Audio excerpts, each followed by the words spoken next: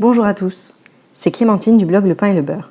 Aujourd'hui, un article sur pourquoi et comment économiser même quand on est jeune. Alors je sais que vous vous dites que ça ne vaut pas le coup d'économiser, que vous avez le temps, que vous le ferez quand vous aurez de l'argent qui vous reste à la fin du mois, qu'il vaut mieux utiliser votre argent maintenant au lieu de le garder pour plus tard alors que vous ne savez même pas ce qui peut vous arriver. Mais vraiment, ce qu'on a envie de vous dire, c'est que c'est vraiment important d'économiser, donc on va vous expliquer pourquoi il faut le faire dès que possible, dès votre premier emploi. Chaque petite somme compte. Ne croyez pas qu'il faut attendre d'avoir une certaine capacité d'épargne, comme disent les pros, pour vous mettre à économiser ou à épargner. Tout d'abord, pourquoi on vous conseille d'économiser ? En d'autres termes, à quoi va vous servir cet argent que vous allez mettre de côté ?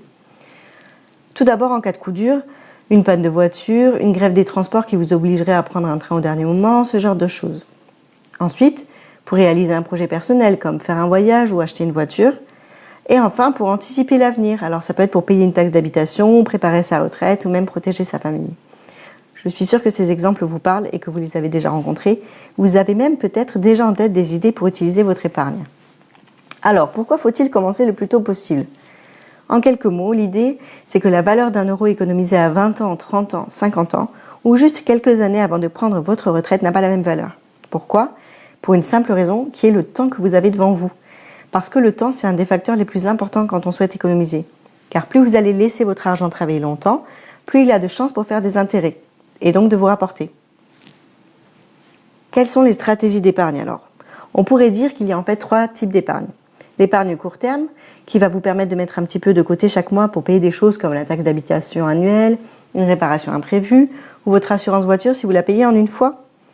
L'épargne moyen terme, qui va vous permettre de mettre de côté pour vous payer un gros voyage, acheter une voiture, organiser votre mariage ou peut-être constituer un apport pour acheter un appartement.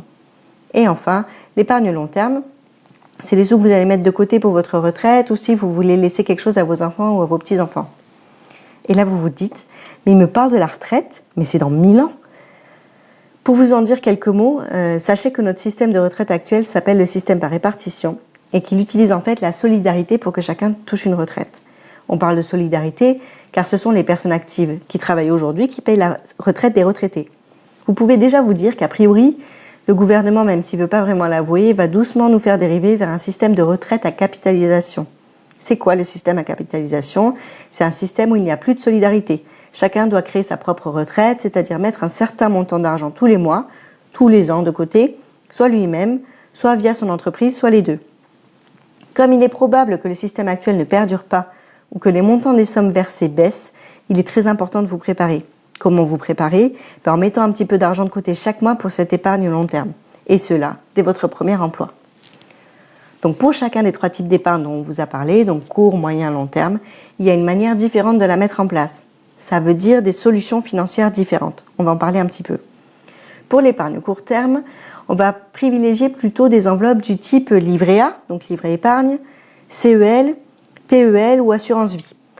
Car ce sont des solutions où l'argent est en sécurité et où il est disponible rapidement.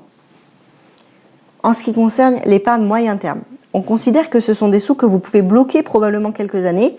Du coup, les moyens d'épargner peuvent être ceux qu'on a cités pour le court terme, mais vous avez aussi des solutions complémentaires qui sont plus rémunératrices, ça veut dire que ça va vous rapporter plus, mais qui sont un peu plus risquées, comme par exemple le crowdfunding, le crowdlending, les SCPI ou les obligations, assurance vie, fonds en euros.